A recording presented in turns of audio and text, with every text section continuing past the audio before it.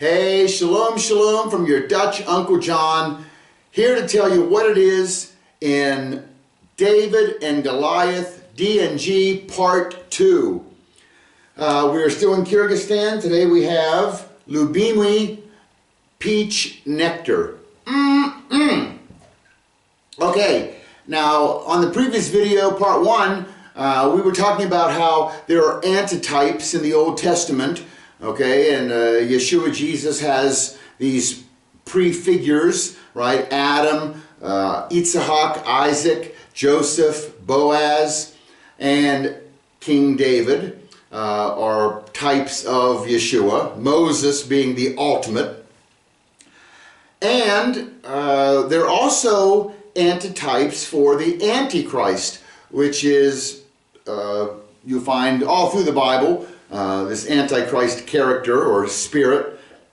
Revelation 13, we had said, has a lot of descriptions of him. Okay, and in part 1 we covered, there's the 666, there was the bear, lion, and beast theme. Who wages war with him? There's the dragon. Remember, Goliath was in these fish-scaled armor. Okay, so we're going to continue where we left off, maybe a verse or two before, and we're in 1 Samuel chapter 17, and verse 37. David has been, he offered to go and fight Goliath, this Philistine, and Saul was kind of doubting that he was just a youth and would not be able to do this, and David said, "The Lord who delivered me from the paw of the lion and from the paw of the bear, he will deliver me from the hand of this Philistine." And Saul said to David, "Go, and may the Lord be with you." Then Saul clothed David with his garments and put a bronze helmet on his head, and he clothed him with armor. Verse 39, David girded his sword over his armor and tried to walk, for he had not tested them. So David said to Saul, "I cannot go with these, for I have not tested them." And David took them off. Verse 40. So he, David, took his staff in his hand, and he chose for himself 5 smooth stones from the brook, and put them in his shepherd's bag, which he had, even in his pouch, and his sling was in his hand, and he approached the Philistine. Wow, lots packed in that verse. First of all, he picked for himself 5 smooth stones. That word for stones there is ebenim. And that's plural. Notice it ends in yud mem, I-M. If you have just one stone, the word is eben, aleph, bet, nun. And what do we know about aleph, bet, nun? Stone. The word stone is made up of 2 Hebrew words combined. It's the word father, Abba, and the word son, Ben. And you put them together and you make a stone, eben. I remember the stone that the builders rejected became the chief cornerstone. That's a description of the Messiah. And it's just a nice description of the oneness of the Father and the Son. They are like a stone. You can't separate one from the other. Beautiful picture. I love it. Okay, so eben, stone. And he picked up 5 stones. Well, you know what? He's going to battle against this Philistine, Goliath. Remember Goliath back in 1 Samuel 17:4, it says he had a bronze helmet on his head and he was clothed with scale armor which weighed 5,000 shekels of bronze. So he got 5,000 shekels of bronze going against 5 smooth stones from the brook. I mean, this is like the most mismatched battle that's coming. But, of course, David has God to help out. And 5, if you remember, 5, it's the 5th letter, hey. And whenever we see hey, remember, behold, a revelation, something's going to be revealed, something big blessing is coming, okay? And all through the Bible we have examples of this. Matthew 9:16. Do you not yet remember or understand or remember the 5 loaves and the 5,000 and how many baskets full you picked up?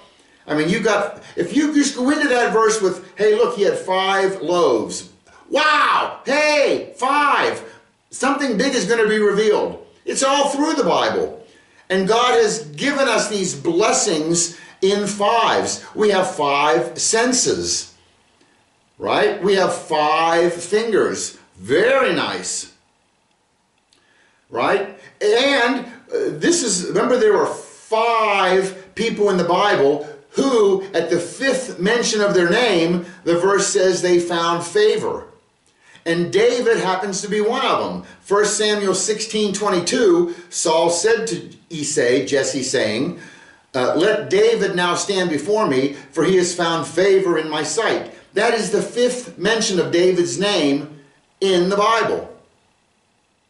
The Torah, 5 books in the Torah: Genesis, Exodus, Leviticus, Numbers, Deuteronomy, Bereshit, Shemot, Vayikra, Bamidbar, Devarim. And this Torah, by the way, this is what gives us the law, okay? And in 2 Corinthians 3:7, it describes the law as, verse 7, but if the ministry of death in letters engraved on stone came with glory, so that the sons of Israel could not look intently at the face of Moses because of the glory of his face, fading as it was, on and on. But they're the letters engraved on stone. These are the tablets. This is the law. And Paul here is referring to that as a ministry of death. Letters engraved on stones is the ministry of death. Remember, it's by grace you are saved through faith, not the law. So, Goliath is about to learn the hard way that mocking and taunting the God of Israel is going to be his ministry of death. The law brings death. You know another reason David picked up 5 stones? Look at this. In 2 Samuel 21, starting in verse 15. This is after the whole David and Goliath story.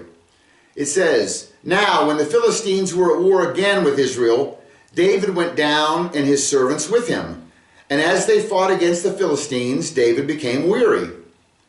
Then Ishbi-benob, who was among the descendants of the giant, the weight of whose spear was 300 shekels of bronze in weight, was girded with a new sword, and he intended to kill David.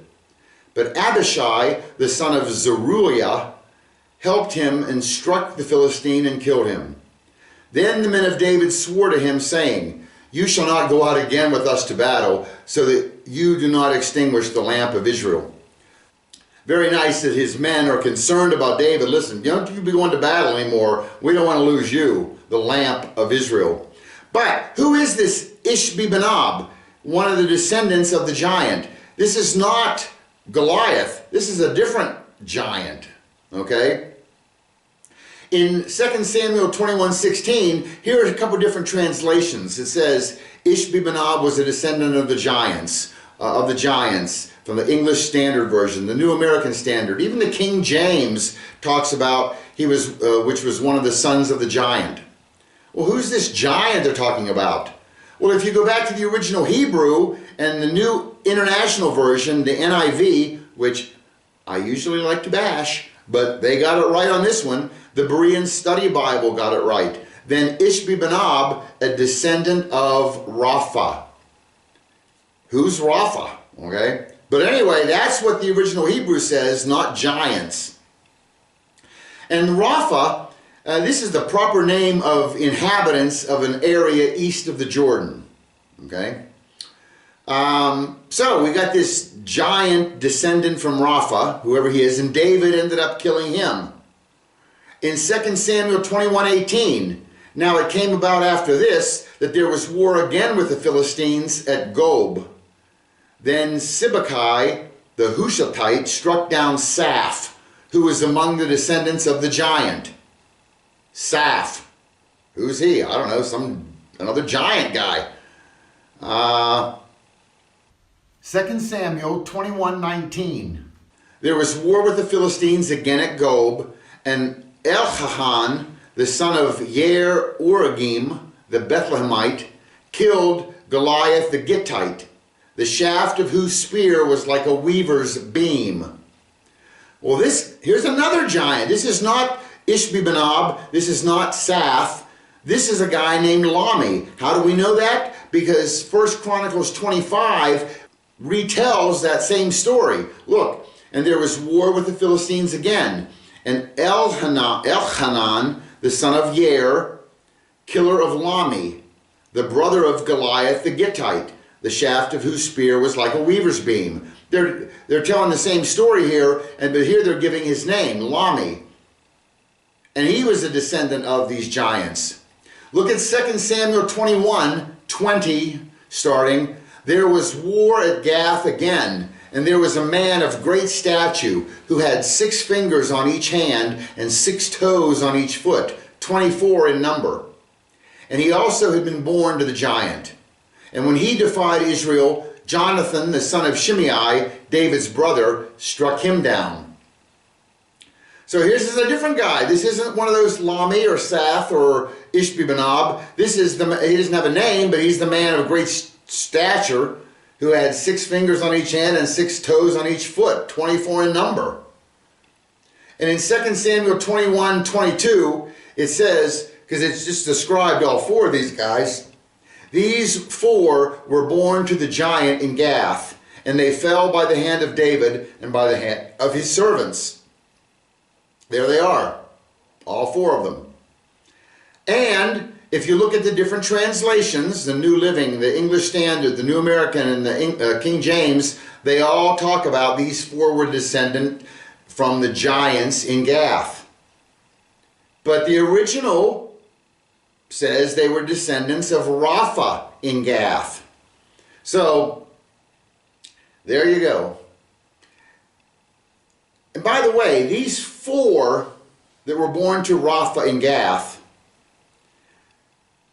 let's add those to Goliath of Gath. Now you have 5. And David took out all 5 of them. So when David approached the Philistine, I always wondered, why did he pick up 5 stones? If he had so much faith in God, you'd pick up 1 stone. Now, I think David was thinking ahead. This is Goliath, you're just the first of 5. Nice picture. What a great story there. And here's, again, 1 Chronicles 20:18 talks about descendant from the giants in the different versions, okay? Yet, the New International and the Berean Study Bible translated it correctly. Points for them. Okay, so he took his staff in his hand and he chose for himself 5 smooth stones from the brook. Whenever Goliath and David, when you picture this fight that's about to go on, you think it's probably very one-sided, right? David's just a teenager, Goliath is 9 feet tall and got all this armor, and we don't think about, David has the advantage. Not only because he has God, but Goliath, there's something different about Goliath. He's got this disease or whatever it is that makes him just huge, right? There's a term for it, gigantism, okay? And there's a medical, you can look it up here. It's gigantism is this. Macroadenomas are large pituitary tumors. Large tumors can compress surrounding structures, primarily the normal pituitary gland and optic pathways, causing symptoms. So when you have this, whatever you have that makes you extra big, it causes extra problems, okay? And some of these macroadenomas can cause vision loss. When the macroadenoma grow upward into the brain cavity. They compress against the optic chiasm. Okay, so it makes you have vision loss. It also causes peripheral vision loss, where one can only see directly in front of them. It also causes blurry vision.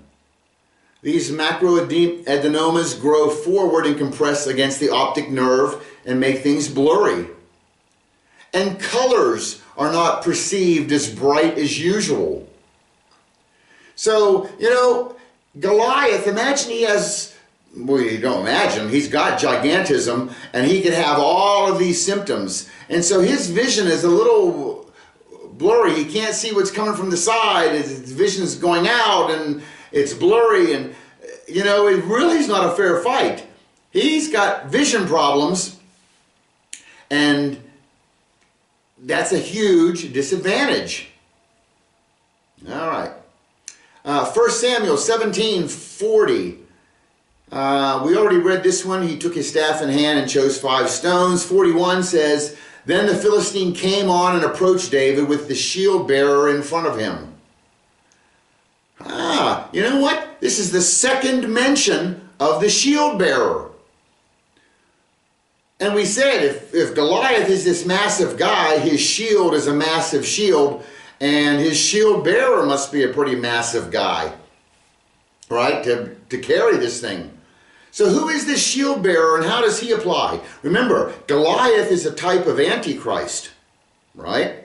So let's go look at Revelation 13, starting in verse 11.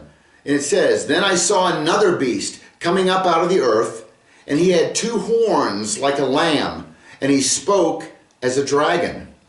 And he exercises all the authority of the first beast in his presence. And he makes the earth and those who dwell in it to worship the first beast, whose fatal wound was healed. He performs great signs, so that he even makes fire come down out of the heaven to the earth in the presence of men. So we have this Antichrist, and now we have this other beast who goes before the Antichrist, propping him up and pointing to him, okay? Verse 14, and he deceives those who dwell on the earth because of the signs which it was given to him to perform in the presence of the beast, telling those who dwell on the earth to make an image to the beast who has the wound of the sword and has come to life. And it was given to him to give breath to the image of the beast, so that the image of the beast would speak and cause as many as do not worship the image of the beast to be killed. Verse 16, and he causes all, the small and the great, the rich and the poor, the free and the slave, to be given a mark on their right hand or their forehead. And he provides that no one will be able to buy or sell except the one who has the mark, either the name of the beast or the number of his name. Here is wisdom. Let him who has understanding calculate the number of the beast, for the number is that of a man, and his number is 666. Okay, you know that? They're talking about, in Europe, I know they have chips in all the farm animals. It's not going to be long until they're going to start suggesting we need to start chipping people, right? You hear about it now. You can have your credit card information and your passport information and just put it all into a little chip, and you just wave your hand over some kind of a little reader, right? And they can keep track of you, and it's coming. It's this. Revelation 13, 18. It's the beginning of it. So we have this Antichrist, and we have this false prophet who goes before him. And of course, both of them are under Satan, and the 3 of them form an unholy trinity. Remember, Satan doesn't do anything on his own. Satan always copies God. Satan's not original. So God has this perfect, beautiful, we don't want to call it a trinity. What do we call it? We call it the complex unity, right?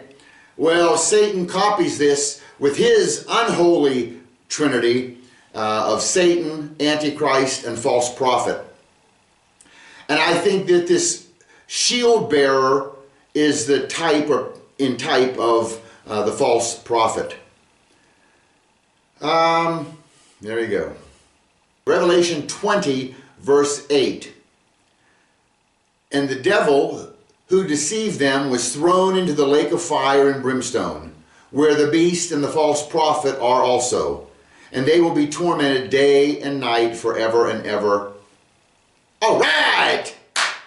But here you have the whole unholy trinity in one verse, right? You got the devil, you got Antichrist, and false prophet. So in our triangle, we can look at, we have another beast coming up out of the earth. That's the shield bearer representing false prophet. Nice. Now all these are, you can see. And by the way, not every one of these is going to match up.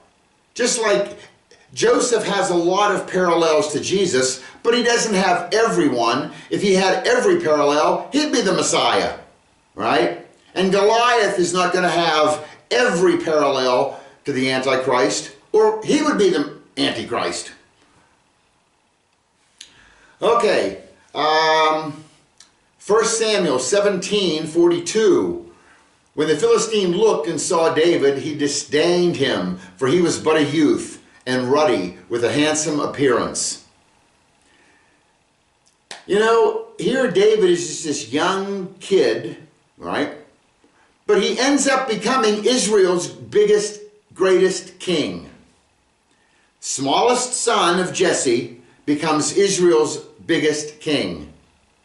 That is the same as, just look at the word Israel. Israel starts with a tiny little yod and it ends with the big lamed. Just the name of Israel shows it's going to be great. Okay, 1 Samuel 17:43. The Philistines said to David, "Am I a dog that you come to me with sticks?" And the Philistine cursed David by his gods. The Philistine also said to David, "Come to me, and I will give your flesh to the birds of the sky and the beasts of the field." Then David said to the Philistine, "You come to me with a sword, a spear, and a javelin. But I come to you in the name of Yahweh of hosts, the Elohim of the armies of Israel, whom you have defied." This whom you have defied, we saw this way back at the beginning of the story in part 1, right? 1 Samuel 17:10. Again the Philistine said, "I defy the ranks of Israel this day. Give me a man that we may fight together." And at the end of 26, for who is this uncircumcised Philistine that they should defy the armies of the living Elohim? So we've got blasphemous words. The Antichrist speaks them, it says in Revelation 13, and we have Goliath speaking them. Another parallel here. Blasphemous words. Okay, Samuel 17:46. This day Yahweh will deliver you into my hands, and I will strike you down and remove your head from you. And I will give the carcasses of the army of the Philistines to the birds of the air and the creatures of the earth, that all the earth will know that there is an Elohim in Israel. And all those assembled here will know that Yahweh does not deliver by sword or spear, for the battle is Yahweh's. And he will give all of you into our hands. Then it happened, when the Philistine rose and came and drew near to meet David, that David ran quickly toward the battle line to meet the Philistine.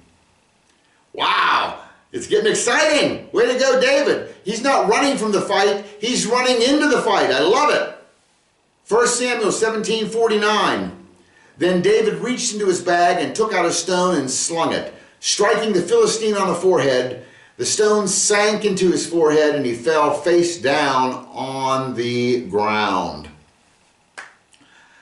Okay. You know, this is interesting. He's Goliath. Boom! Face down on the ground.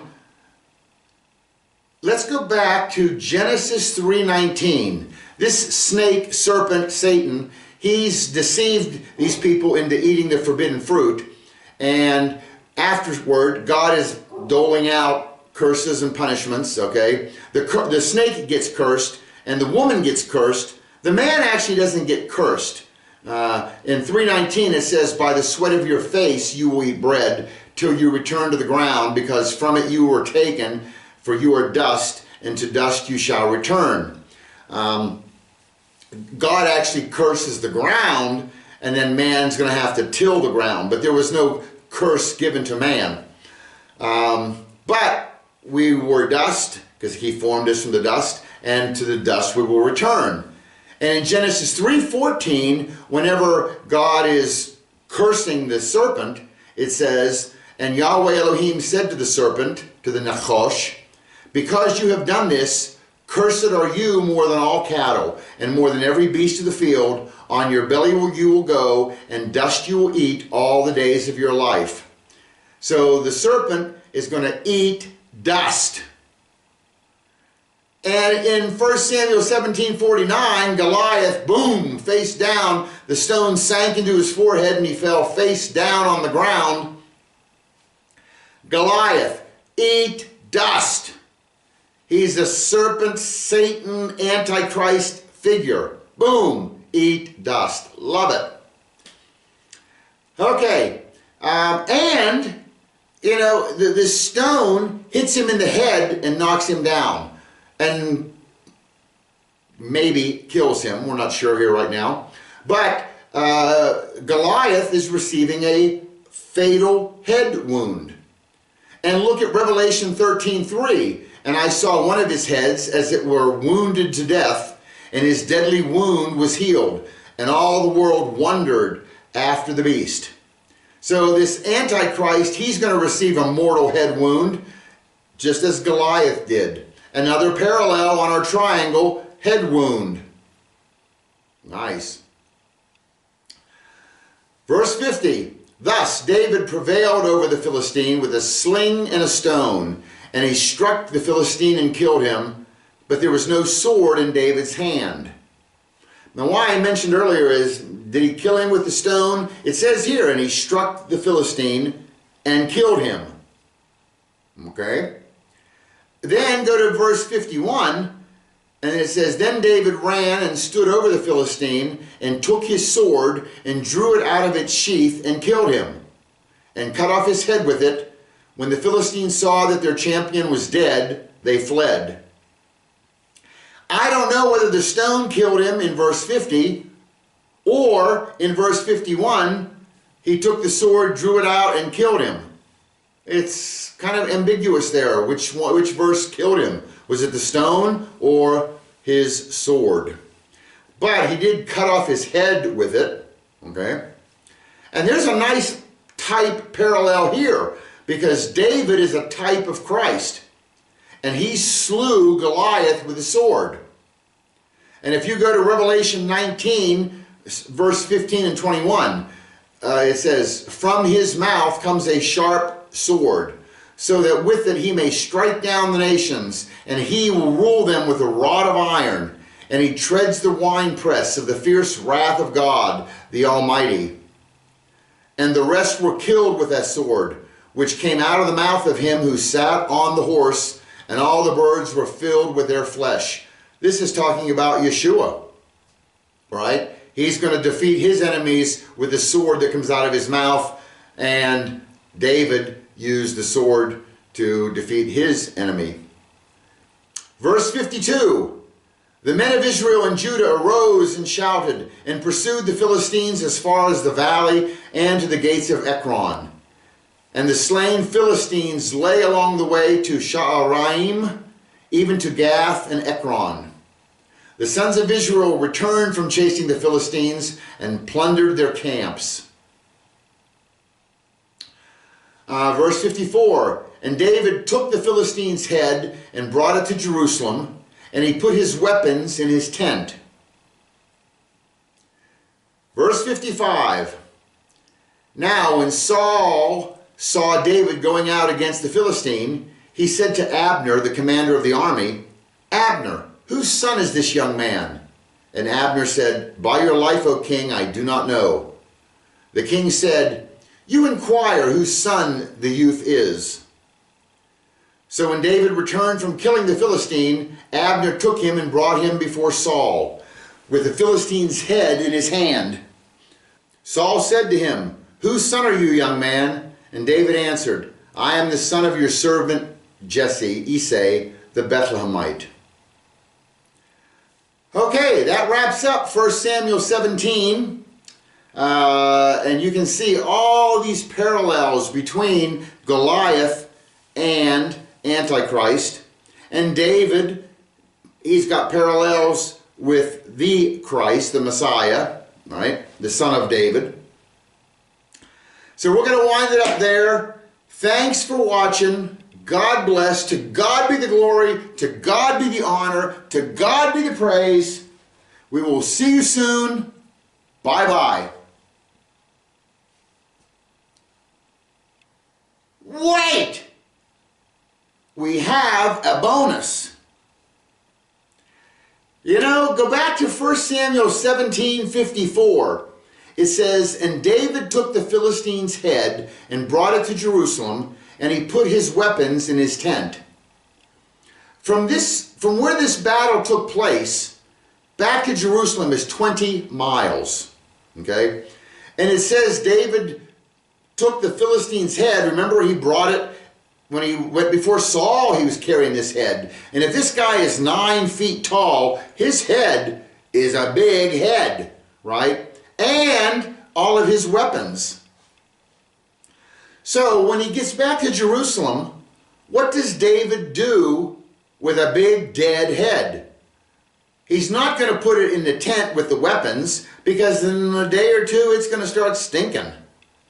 And he can't take it into the old city of Jerusalem, because there's all kind of laws about death, and you can't touch a dead body or you become unclean, and God doesn't want a dead head brought into his holy city. So where does David put the head? It doesn't say.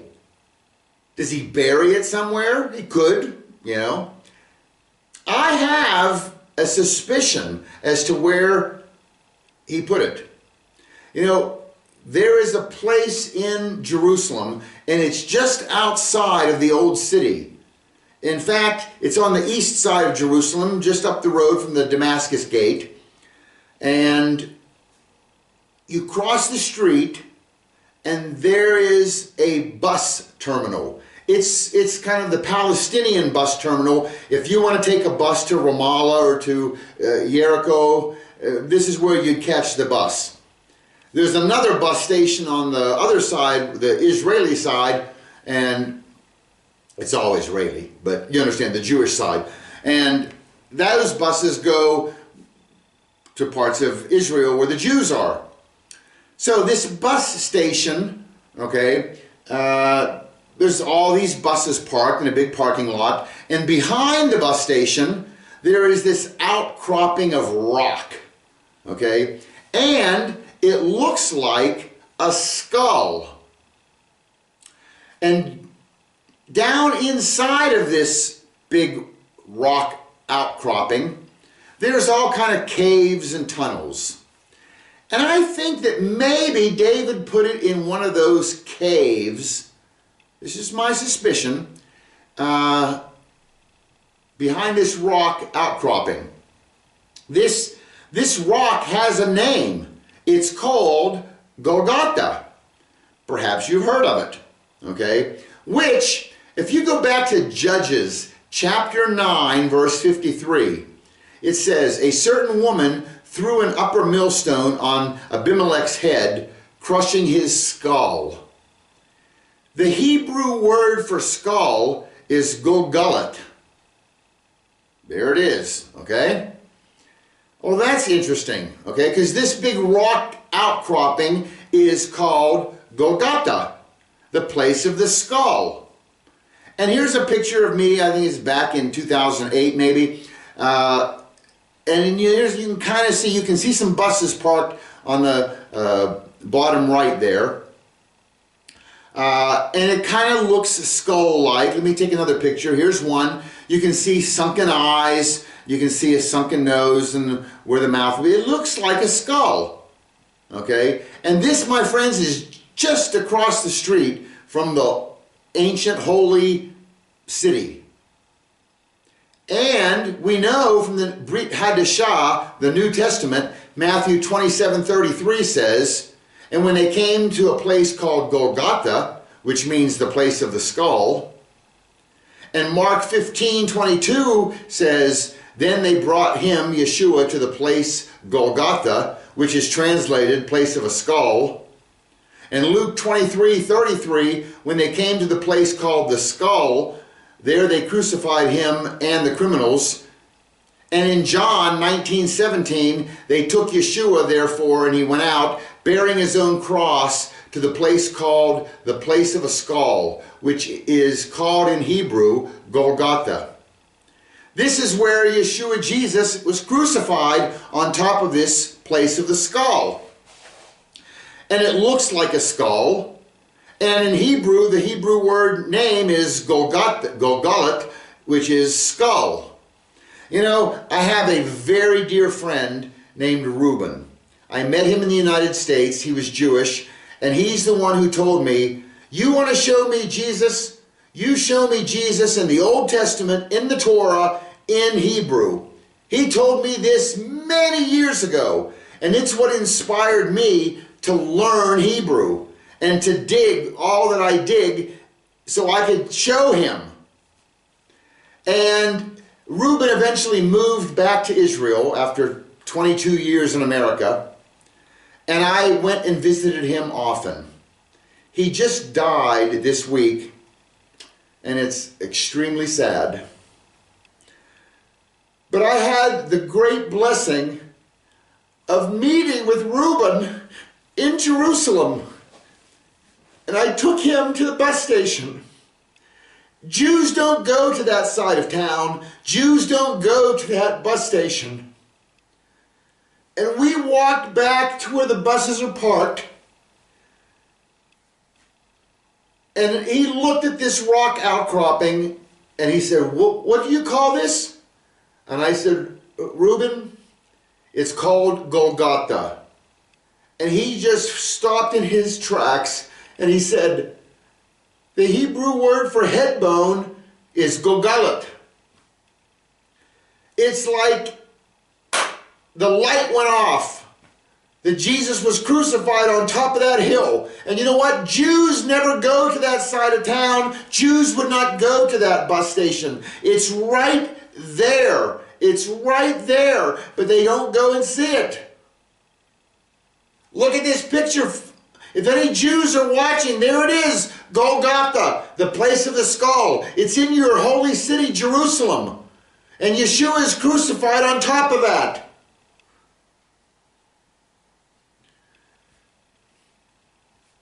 Anyway, I think David put Goliath of Gath's head bone, his Goliath, in Golgotha.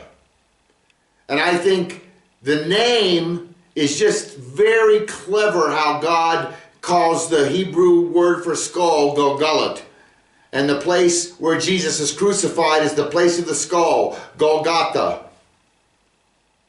And when people say it's the place of the skull, whose skull?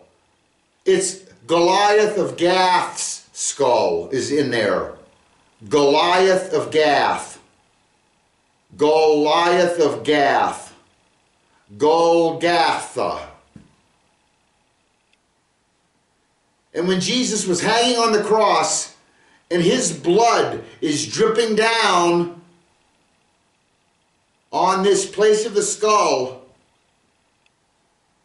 this fulfills one of the fulfilling of Genesis 3:15, the proto-evangelium, the first gospel. Because it says, he will crush your head and you will bruise his heel. Jesus' heel was bruised on top of that when they nailed him to the cross. And when Jesus' precious, innocent, holy blood dripped down and hit the top of that skull hill, Satan's head was crushed. God bless. Thanks for watching. See you soon. Bye-bye.